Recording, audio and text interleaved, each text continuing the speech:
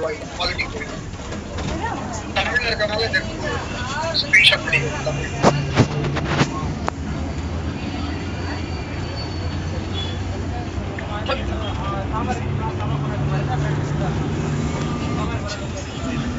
Okay, ஏதாவது doubts இருக்கா? இப்போ ஹிஸ்ட்ரி டைம் லைன்ல ஏதாவது டவுட் இருக்கா உங்களுக்கு?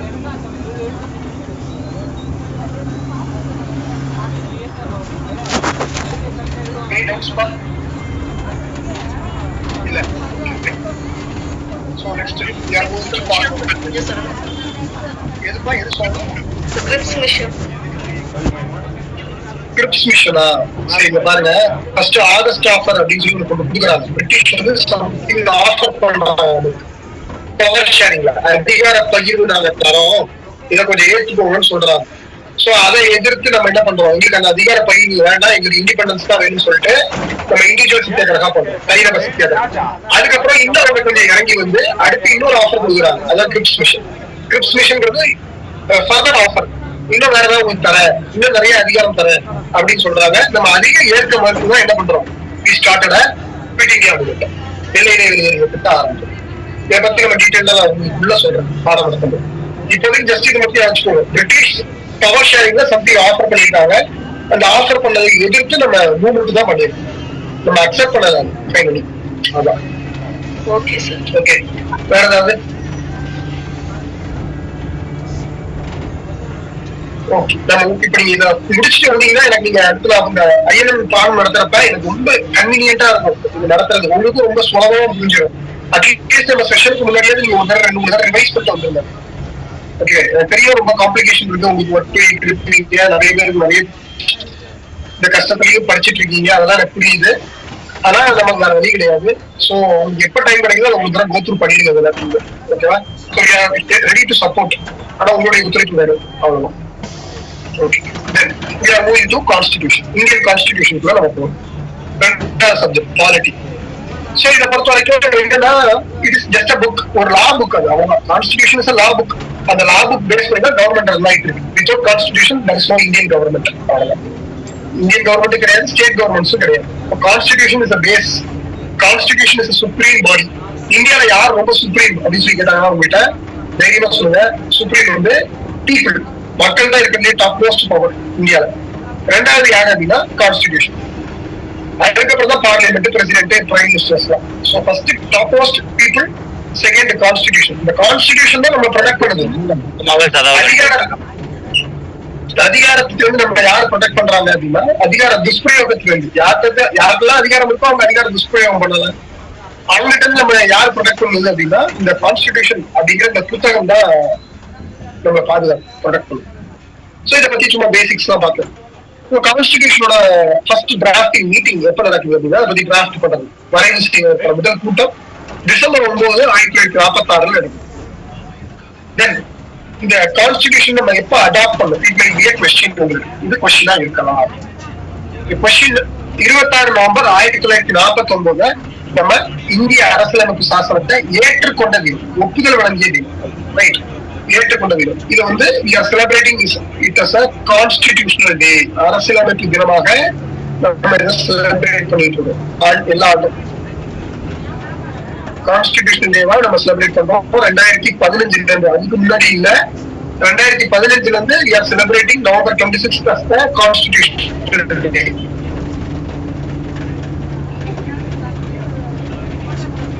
Then அடுத்து இம்ப்ளிமெண்டட் டேட். இது எப்ப நடைமுறைப்படுத்தலாம்? ஏற்றுக்கிட்டது அடாப்ஷன், டேட் ஆஃப் அடாப்ஷன்ங்கிறது ஒப்புதல் வழங்கினாங்க. அது எப்ப நடைமுறைப்படுத்தலாம்?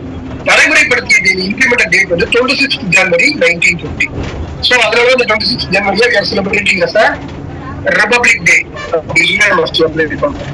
So 26th November is a constitutional day, 26th January is a Republic Day. ஏன் இந்த டேட் அடாப்ட் பண்ணிட்டாங்கன்னா அதுக்கு some historical reasons இருக்கு. அதை உங்களுக்கு லேட்டரா எக்ஸ்பிளைன் பண்றேன். What are those historical reasons?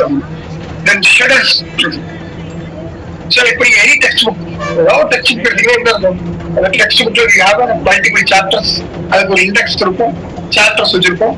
இந்த சாப்டர்ஸ்ல இது இருக்குங்கிறத டீடைல்டா இருக்கும். அதே மாதிரி கான்ஸ்டிடியூஷன் இருக்கக்கூடிய சாப்டர்ஸ், இண்டிசஸ், இதெல்லாம் என்னன்னு பாத்தீங்கன்னா ஷெட்யூல்ஸ், பார்ட்ஸ் அண்ட் ஆர்டிகல்ஸ் தான்.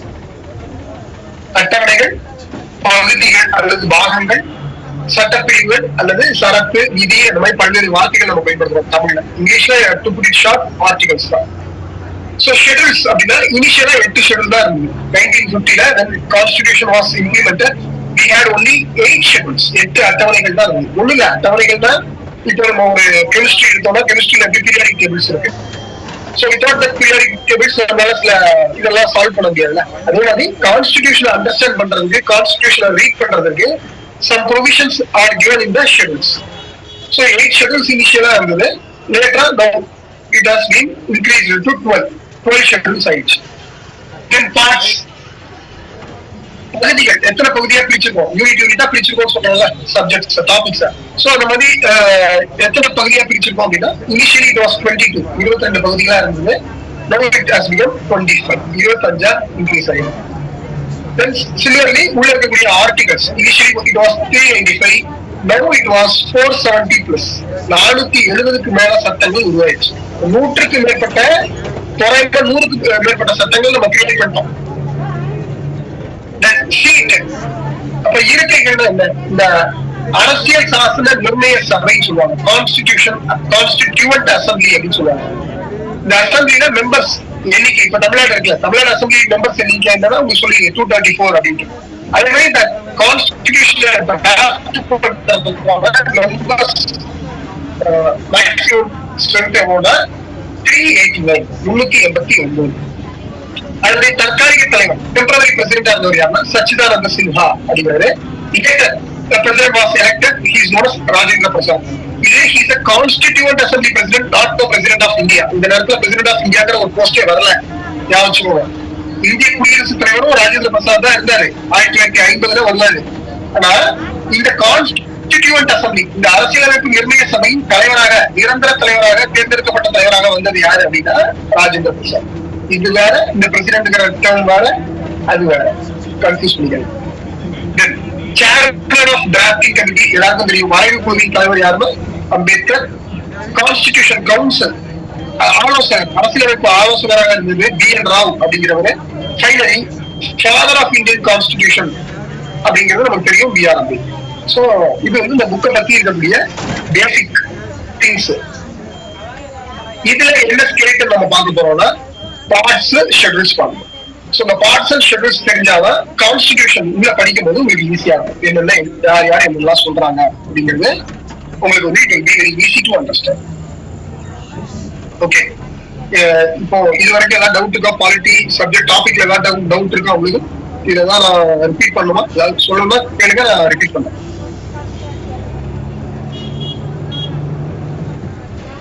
No sir. சூப்பர். சோ இந்த வரைவு குழுன்னு சொன்னல, டிராஃப்டிங் கமிட்டி சேர்மனா அம்பேத்கர் போட்டாங்க. ஆனா இது எந்த டேட்ல drafting committee was set up அப்படின்னு பார்த்தீங்கன்னா 29 ஆகஸ்ட் 1947 தான் இந்த கமிட்டியை உருவாக்குறாங்க. சோ இந்த கமிட்டி தான் கான்ஸ்டிடியூஷனை டிராஃப்ட் பண்ணிட்டு வருது. இதுல கூடிய இம்பார்ட்டன்ட் மெம்பர்ஸ் எல்லாம் யார் பாருங்க, Gopalaswami Ayyangar, Alladi Krishnaswami Iyer, KM Munshi, Syed Mohammed Saadulla, N Madhava Rao, DT Krishnamachari. So இந்த 6 பேர் தான் மெம்பர்ஸ். அப்போ 1+6 7 மெம்பர்ஸ் கமிட்டி. இதுதான் வரைவு குழு. இது வந்து இட்ஸ் a factual thing. இதெல்லாம் உங்களுக்கு கொஸ்டினா இருக்காது. எனினும் என்ன கேட்கலாம்னா வெரி சிம்பிளா கேட்பாங்க, டிராஃப்டிங் கமிட்டியோட ஹெட் யாருன்னு கேட்கலாம். இல்லாட்டி இந்த நம்பர்ஸ், இந்த பேர்ல ஒரு 6 பேர், இந்த 6 பேரை கொடுத்துட்டு இல்ல இல்லாத ஒரு நபரை கொடுத்துட்டு ஃபைனல் அப்படின்னு கேட்கிறோம். அப்ப இந்த பேர்ல கொடுத்தவங்க நீங்க அசியூம் பண்ணிக்கணும் it is a drafting committee தான். சோ இதுல யார் வர மாட்டாங்க உங்களுக்கு தெரியும். பாருங்க, Gopalaswami Ayyangar, Alladi Krishnaswami Iyer, KM Munshi, Syed Mohammed Saadulla, N Madhava Rao, DT Krishnamachari. Right, இவங்களா தான் இருப்பாங்க. We are moving to parts. மொத்தம் எத்தனை பார்ட்ஸ் சொன்ன இனிஷியலா I have told you 22 parts. Now it is 25 parts. 25 பார்ட்டா பிரிச்சுட்டாங்க. இது எப்படி படிக்கலாம்? It is very easy to learn. நான் வந்து செக்ரிகேட் பண்ணி சொல்றேன். So part 1 ஏற்பட்டா the union and its territory. இது இல்ல, இப்போ இந்தியா பத்தி படிக்க போறோம். இப்போ இந்தியால இருக்கக்கூடிய இடம்லாம் நமக்கு தெரியும்ல. இந்தியா, the unionங்கிறது இந்தியா. And its territoryனா அதுல இருக்கக்கூடிய பிரதேசங்கள் என்னெல்லாம் இருக்கு? இந்தியா என்னெல்லாம் இருக்கு சொல்லுங்க. இந்தியால என்னெல்லாம் இருக்கு?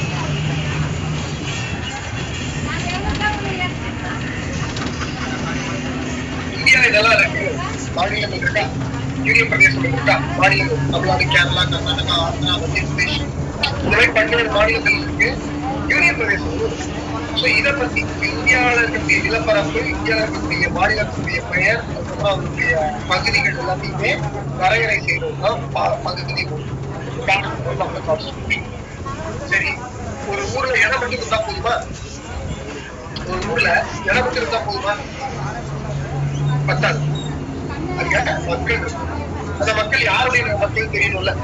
இஷ்டத்துக்கு நிறைய பேர் வருவாங்க, போவாங்க, இருப்பாங்க. அப்ப அந்த ஊர்ல இருக்கக்கூடிய மக்கள்லாம் நம்ம என்ன சொல்றோம்னா, அதை பார்த்து கேட்டகரைஸ் பண்ணி குடியுரிமை வழங்கலாம். அவங்க சிட்டிசன்ஸ் ஆகிடும். So Article 1 to 4 speaks about Union and its territory, Part 1. And Part 2, Article 5 to 11 speaks about citizenship. The persons who live in India who are hold the citizenship of India. அவங்கள பத்தி பேசுறேன். Part 3, வெறும் குடியுரிமை மட்டும் இருந்தா போதுமா? உரிமைகள் வேண்டாமா? உரிமைகள் இருந்தா தானே அதை வச்சு நீங்க முன்னேற முடியும். உரிமைகளே இல்லைன்னா நம்ம அடிமைகளாக இருக்கும். நம்ம முன்னேறவே முடியாது. அப்ப நமக்கான உரிமைகளை வழங்கியது கான்ஸ்டிடியூஷன், அரசியலமைப்பு. அதுதான் fundamental rights. It comes under article 12 to 35. Part 4 வந்து பாத்தீங்கன்னா it is directive principles of state policy. அரசுக்கு வழிகாட்டும் நெறிமுறை கோட்பாடு. ஸோ டைரக்டிவ்னாலே உங்களுக்கு தெரிஞ்சிருச்சு. It gives direction to the government, not to the people. ஒரு அரசாங்கம் எப்படி செய்யணும், அரசாங்கத்துடைய சட்டங்கள் எப்படி இருக்கணும், அரசாங்கம் கொண்டு வரக்கூடிய திட்டங்கள் எப்படி இருக்கணும் அப்படிங்கிறதுக்காக, அரசாங்கத்துக்கு வழிகாட்டுவதற்காக இருக்கக்கூடியதுதான் இந்த பார்ட் 4 இருக்கக்கூடிய directive principles of state policies. So அரசாங்கத்தை சொல்லக்கூடிய வருங்காலத்துல மக்களுக்கு எல்லாருக்கும் வீடு இருக்குது, மக்கள் எல்லாருக்கும் வேலை வாய்ப்பு இருக்குது, விவசாயம் வந்து சூப்பரா ஆர்கானிக்கா பண்ணு, சுற்றுச்சூழலை பாதுகாப்பு உறுதி செய்யி, பெண்களுடைய பாதிப்பு குறையாத அளவுக்கு பாதுகாப்பு, மதுவிலக்க கொண்டு வா, அப்புறம் உலக நாடுகளோட அமைதியான போக்குல செயல்படு. இந்த மாதிரி பல்வேறு விஷயங்களை பத்தி அரசாங்கத்துக்கு வந்து வழிகாட்டிக்கிட்டு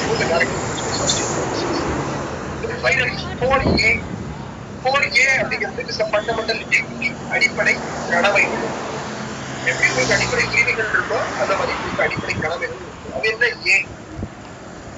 ஏன் அப்படிங்கிறது சார் அமெண்ட்மெண்ட், ஒரு சட்டம் நாடு இருந்துச்சு, யாரோட இணைத்து கொண்டதுனால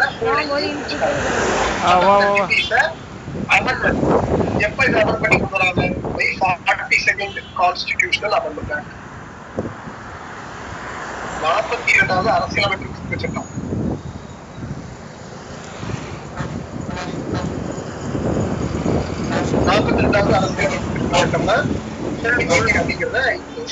அப்ப இதுல இருந்து ஒரு விஷயம் நீங்க தெரிஞ்சுக்கலாம். நம்ம அரசியல் சாசனம் அப்படிங்கிறது திருத்தத்துக்கு உட்பட்டது, அப்படின்னு நம்மளால புரிஞ்சுக்க முடியுது. திருத்தம்னா என்ன? அடுத்த கேள்வி வரும்ல, திருத்தம் அமெண்ட்மெண்ட். அமெண்ட்மெண்ட் அப்படின்னா ஒரு 3 விஷயம் தான் அமெண்ட்மெண்ட் நம்ம சொல்றோம். ஃபர்ஸ்ட், ஆல்ரெடி ஒரு ஆர்டிகல் இருக்குது, அதை சேஞ்ச் பண்ணணும், சின்ன மாற்றம் செய்யணும், சேஞ்ச் இல்ல அல்டர் பண்ணணும், அதை நம்ம அமெண்ட்மெண்ட் சொல்றோம். ரெண்டாவது, புதுசா ஒரு விஷயத்தை கொண்டு வந்து சேர்க்கணும், இல்லாத ஒரு விஷயத்தை கொண்டு வந்து சேர்க்கணும், that is adding something, that is also an amendment. அதே மழை வந்துருச்சு, ஆல்ரெடி இருக்கிற ஒரு article which is not now relevant, இதே இந்த காலகட்டத்துக்கு தேவையில்லைன்னா அதை ரீட் பண்றது. கம்ப்யூட்டர் டேர்ம்ல நம்ம டெலிட் யூஸ் பண்ணுவோம், இங்க டெலிட் யூஸ் பண்ணக்கூடாது. we use the term constitution termல we use a term known as repealing அப்படிங்கறத நம்ம பயன்படுத்துவோம். So amendment means changing or altering or adding something or repealing the articles. இப்ப 4A அப்படிங்கிறது எதுக்கு கீழே வருது இல்ல சொல்லுங்க. 4A அப்படிங்கிறது இந்த 3 வார்த்தையே எதுக்கு கீழே வருதுன்னு கேக்குறேன். add change or add change கிடையாது, add தான் பண்றாங்க. they are adding completely new thing. 4A ஓட சேர்த்து ஆட் பண்ணிட்டாங்க. ஸோ ஃபண்டமெண்டல் டியூட்டிஸ் இது வரைக்கும் கேட்டகரிஸ், இது வரைக்கும் நம்ம ஒரு கேட்டகரியா வச்சுக்கோம். பார்ட் 1ல இருந்து பார்ட் 2 வரைக்கும். ஸோ அகைன் ரிப்பீட்டிங், இது இங்க மனப்பாடம் பண்ணி பண்ணாதீங்க. நான் சொல்ற கதையை அப்படியே அசியூம் பண்ணிட்டு வாங்க, உங்களுக்கு மறக்கவே மறக்காது. வச்சுக்கோங்க. ஃபர்ஸ்ட் என்ன பார்த்தோம்? Union அண்டர்ஸ்ட் territory. That is India பத்தி படிக்க போறோம் அப்படின்னா இந்தியானா என்ன தெரியணும்ல, இந்தியாவுக்கு பிரதேசங்கள் என்ன, என்னெல்லாம் ஸ்டேட்ஸ் இருக்கு, என்னெல்லாம் யூனியன் பிரதேசங்கள் இருக்கு நமக்கு தெரியும். ஸோ அதை பத்தி கல்வி ஒன்று டிஸ்கஸ் பண்ணிடுவோம் எலாபரேட்டா. இந்தியா இத்தனை ஸ்டேட்ஸ் தான் இருக்கு, இதெல்லாம் தான் இந்தியா அப்படின்னு சொல்லிட்டு. பார்ட் 2 என்ன சொல்றது அப்படின்னா, ஸ்டேட்ஸ் மட்டும் தெரிஞ்சா போதுமா, அங்க இருக்கக்கூடியதுல யாரெல்லாம் சிட்டிசன்ஸ் ஆஃப் இந்தியா நமக்கு தெரியும். நிறைய பேருக்கு ஃபாரினர்ஸ் இருப்பாங்க, நிறைய பேர் வந்துட்டு போகலாம், ட்ரேடர்ஸ் இருப்பாங்க, அவங்க எல்லாம் சேர்க்காம யாரெல்லாம் இந்திய குடிமகன், யாருக்கெல்லாம் இந்திய குடியுரிமை வழங்கலாம் அப்படிங்கிறதுலாம் நமக்கு தெரியும். ஸோ ரெண்டாவது வந்து குடியுரிமை பற்றி பேசணும். மக்கள் மட்டும் சும்மா வாழ முடியாது, மக்களுக்கு உரிமை இருந்தாதான் அவங்க முன்னேற முடியும். அப்படிங்கிறதுனால பார்ட் 3 வந்து ஃபண்டமெண்டல் ரைட்ஸ் மக்களுக்கு கொடுத்துருக்கு.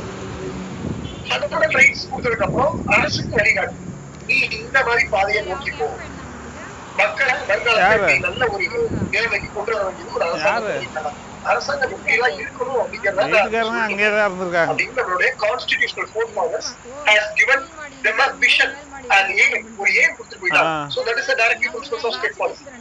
In short, we call it as DPSP. And finally, when you enjoy fundamental rights, you should have the fundamental duties. உங்களுக்கு அடிப்படை கடமைகள் என்னெல்லாம் உங்க கடமை? இந்தியாவுடைய கான்ஸ்டிடியூஷனை மதிக்கணும், இந்திய தேசிய கீதத்தை மதிக்கணும், நேஷனல் ஆந்தமை மதிக்கணும். அதே மாதிரி எப்பெல்லாம் நாட்டுக்கு ஒரு பிரச்சனை வருது, கண்டிப்பா நீங்க வந்து நாட்டை பக்கம் ஒருத்தர் வரணும்னு சொன்னா நம்ம போகணும், அது நம்மளுடைய கடமை. அதே மாதிரி ஒரு பப்ளிக் ப்ராப்பர்ட்டி இருக்கும், பஸ்ல போறீங்க, ட்ரெயின்ல போயிட்டு இருக்கீங்க, ப்ராப்பர்ட்டி வந்து டேமேஜ் பண்ணிட்டு ஸ்ட்ரீட் லைட் உடச்சிட்டு இருப்பாங்க கல்லு. So it is our duty to stop that. Stop தட்னா அவர்கிட்ட போய் சண்டை போடணும் இல்ல, அந்த மாதிரி ஒரு செயல்ல ஈடுபடுறாங்க அப்படின்னா அவங்கள்ட்ட ஒரு வார்த்தை சொல்லிட்டு நம்ம என்ன பண்ணிடலாம், கன்சர்ன் அத்தாரிட்டிஸ் நம்ம கம்ப்ளைண்ட் பண்ணலாம். It is our duty. ஏன்னா நம்ம அதை ப்ரொடெக்ட் பண்ண உங்களுடைய காமன் ஸ்பேஸ். இந்த மாதிரி நிறைய டியூட்டிஸ் இருக்கு, 11 டியூட்டிஸ் இருக்கு நான் சொல்றேன், நம்ம லேட்டரா பார்க்கலாம். So first 4A, that is article 51A வரைக்கும் நமக்கான பேசிக்ஸை செட் பண்ணி கொடுத்துருக்கோம். இதுல ஏதாவது டவுட் இருக்கா? Do you have any doubt in this? இதுல ஏதாவது டவுட் இருந்தா எங்க ask. No sir. Fine.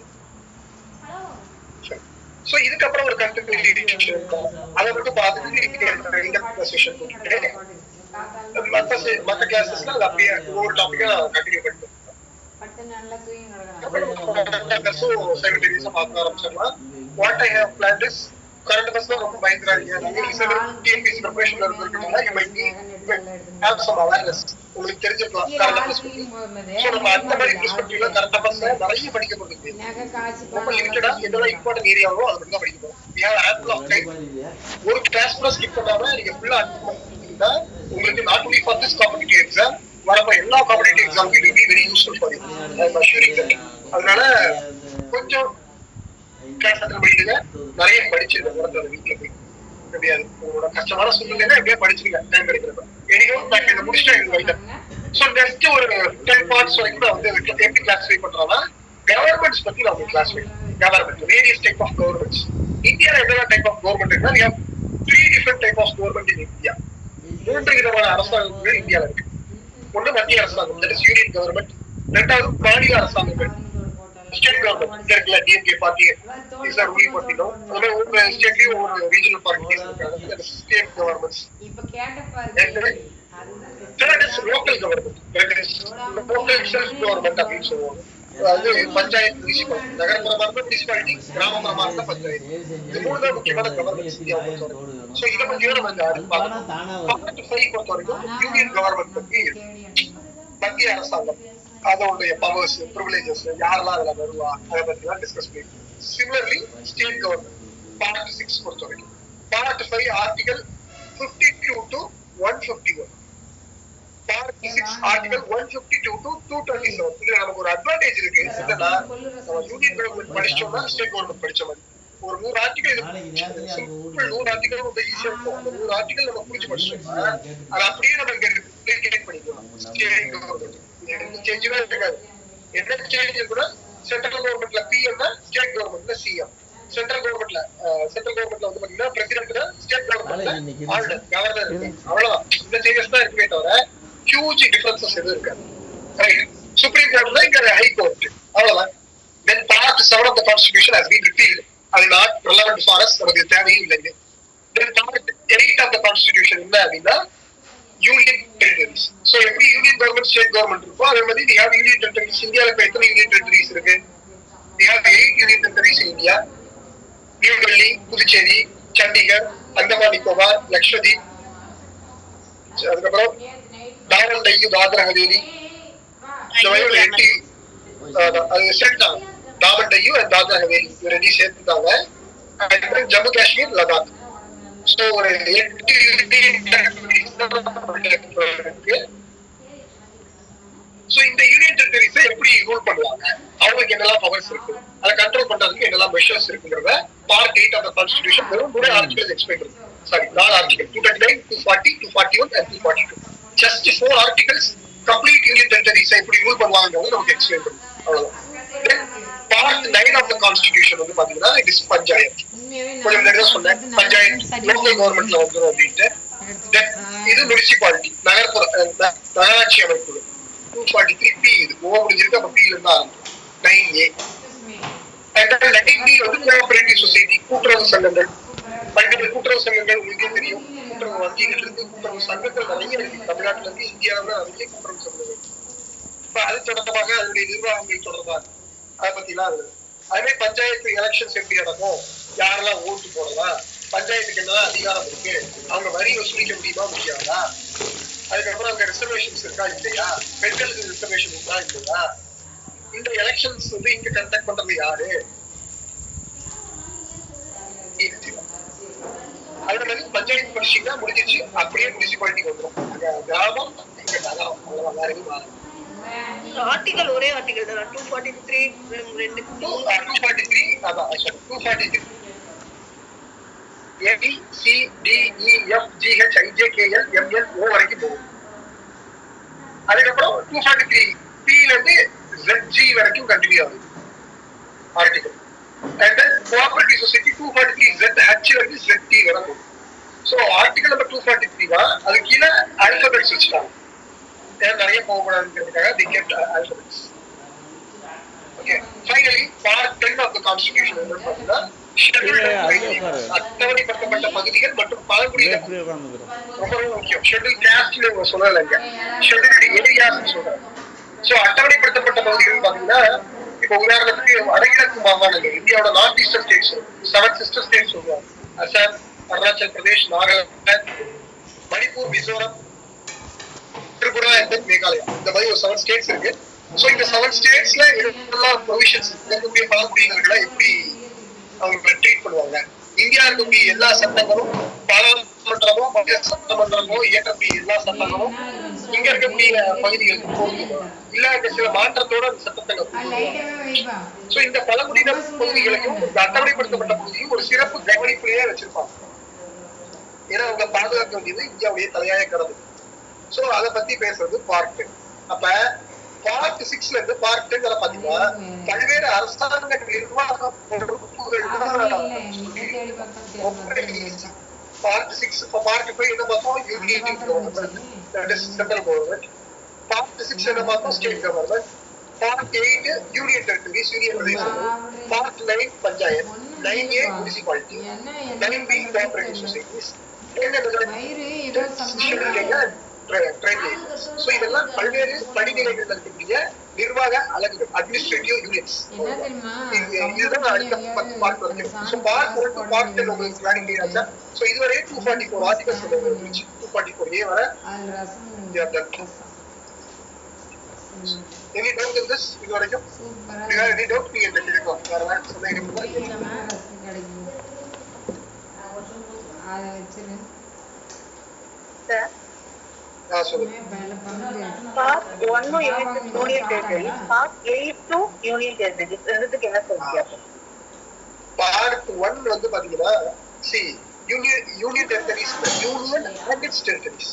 யூனியன்னா India வந்து ஒரு யூனியன், பல்வேறு மாநிலங்கள்ல இந்தியால இருக்கு. அப்ப அந்த பிரதேசங்கள் வந்து நம்ம குறிப்பிடும். இது யூனியன் டெரிட்டரிஸ் இல்ல. இந்தியா இருக்கக்கூடிய பல்வேறு மாநிலங்கள், தமிழ்நாடு, கேரளா, கர்நாடகா அப்படின்னு ஜம்மு காஷ்மீர், உத்தரப்பிரதேஷ் பல்வேறு மாநிலங்கள்லாம் சேர்ந்துதான் இந்தியா. இந்த மாநிலங்கள்லாம் இந்தியால இருக்கக்கூடிய ஒரு பகுதிகள் அப்படின்னு சொல்றாங்க. நாளைக்கே நம்ம வந்து ஸ்ரீலங்கால ஒரு பகுதியை நம்ம இணைச்சிட்டோம்னா அதுவும் பகுதி ஒழுங்கில வந்துடும். ஏன்னா ஸ்ரீலங்கால இருக்கக்கூடிய அந்த பகுதி இப்ப இந்தியாவோட ஒரு பகுதி ஆயிடுச்சுதான். இது வந்து யூனியன் பிரதேசங்களுடைய நிர்வாகம் நிர்வாகம் எப்படி நிர்வாகம் பண்றாங்க? யூனியன் டெரிட்டரிஸ் என்ன யார் நிர்வாகம் பண்ணுவாங்க? யூசுவலி சென்ட்ரல் கவர்மெண்ட் தான் ரூல் பண்ணும். Union territories are ruled by central government. போய் வெயிட் மட்டும் போட்டு வந்துருங்க.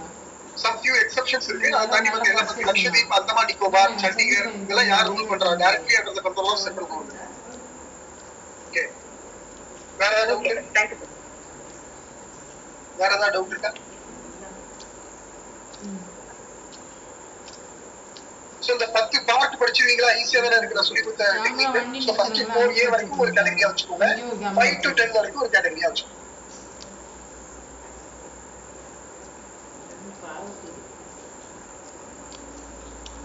So வேற ஏதாவது டவுட்ஸ் இருந்தா இப்ப ask me. We are going to end up the session. Subject related வேற ஏதாவது டவுட் இருந்தா கேளுங்க. வேற யாருக்கு பேசுவீங்களா? என்ன?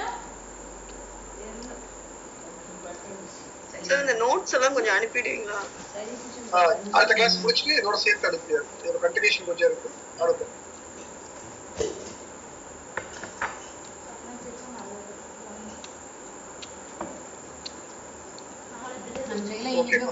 Thank you.